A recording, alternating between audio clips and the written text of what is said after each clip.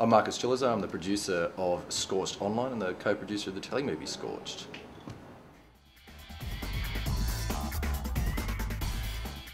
I started out in the television business when I was 15. When I left school, I did a course at North Sydney TAFE.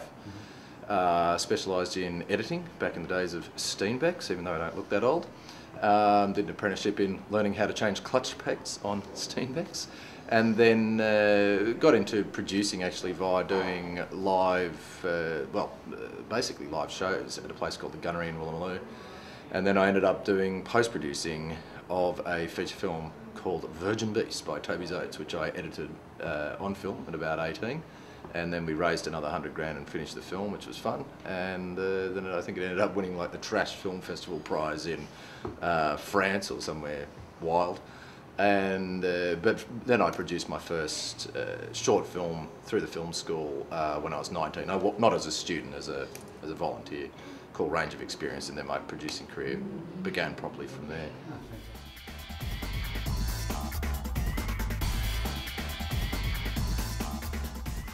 We actually made a telemovie specifically for television, for a television audience, with a normal feature-length structure in story terms. And then for the internet, we made we used a very different form to tell the story, which was faux news reports and a little webisode series. And also we created faux user-generated material as well as encouraging genuine user-generated material. But we also produced websites. All of it could be watched on phones.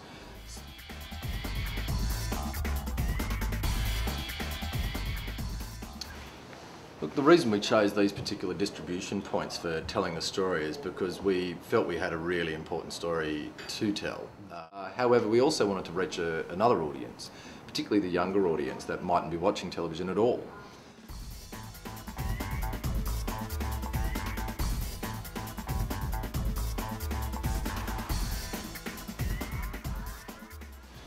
Yeah, that's a good question. What we did in terms of the sort of production, the kind of operational side of things was pretty, in many ways it actually duplicated what you might have with a second unit, in effect. Because ultimately what we were producing during the actual production phase was television. It was just television that went on the internet. But it was all shot HD, it was all shot and designed in such a way that it could actually go on television. For instance, if if it sells into another territory, that have a strand that can run something that's 22 by 3 minutes. So that side of things, what we did was we actually, at a practical level, we actually just had what we called the cross-platform team.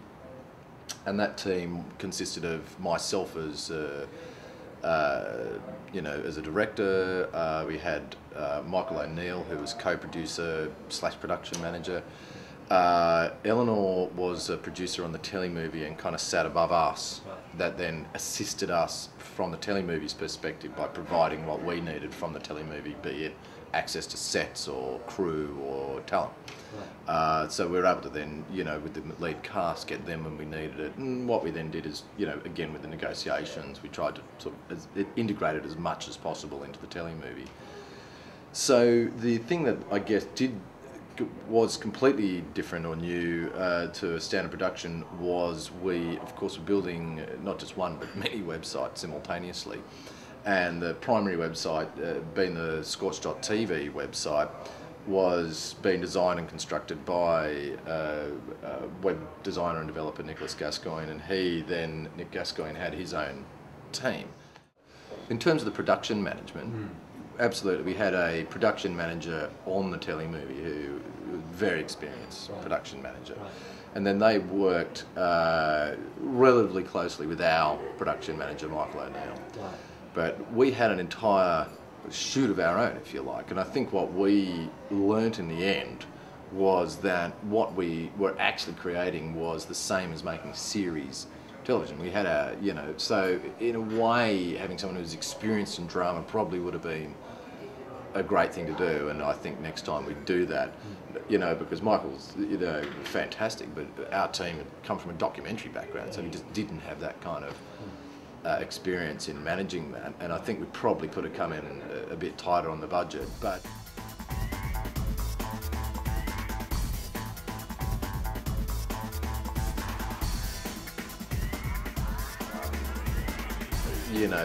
interest but lack of ability to kind of grasp some of the fundamentals of you know, what we needed, and that what we were trying to do was create work for actors. We weren't trying to ruin actors' lives or rip them off or anything like that. No, we weren't exploiting anybody. And there was some confusion, which really actually interestingly came down to the notion of form, where their idea of an episode, you know, of television was being confused with a webisode, and a webisode, as I said, might be anything from 1 minute to 15 minutes. It's whatever length suits the story at that particular point in time, and that was quite difficult. So in the end we came up with a better way of measuring what a webisode was, insofar as there's sort of 3 strands on the site, and being the news, the webisode drama, and the faux user-generated and genuine user-generated material. And so we just then treated each one of those strands as an episode, and that's how we got around that, because what it is, actors can't be pulled onto a set for one day and then you shoot 25 scenes that are in 25 episodes, because you're exploiting them. And of course we weren't intending to do that. And there was a couple other issues to do with sponsorship. The thing with the actors, it turned out to be fantastic, where the agents were highly supportive, the casting agent was highly supportive. We had the actors then available from the telemovie to be for half a day and sometimes a whole day to work on certain scenes from the all media drama.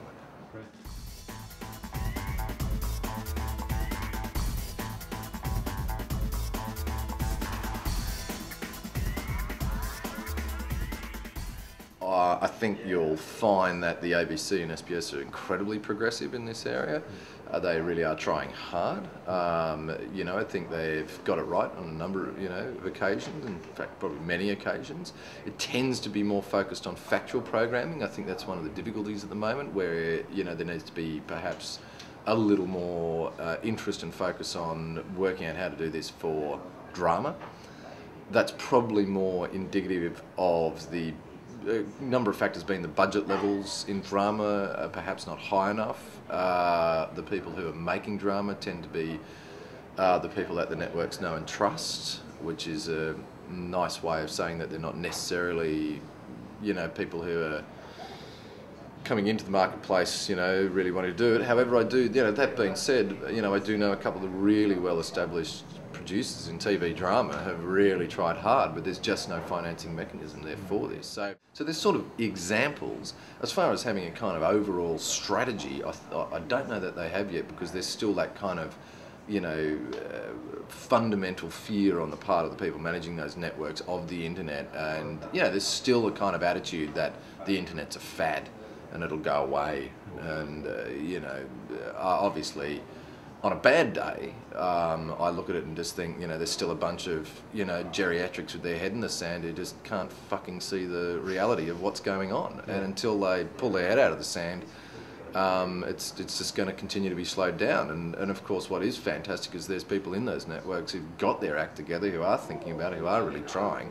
The problem is at times they've caught beating their heads against the wall with the old guard, who just won't shove over because all their superannuations have just been whacked for 6 the current financial crisis. So, you know, for us as Gen X, we're just going to have to sit tight and hope they put up our salaries.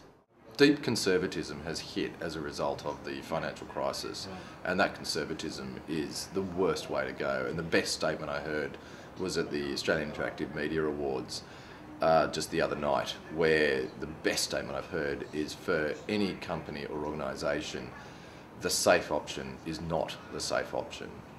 And I think that's by far the best summary of the way forward, because if you're going to continue to try and make television and films in the old way and try and use the old models, you are doomed to bankruptcy.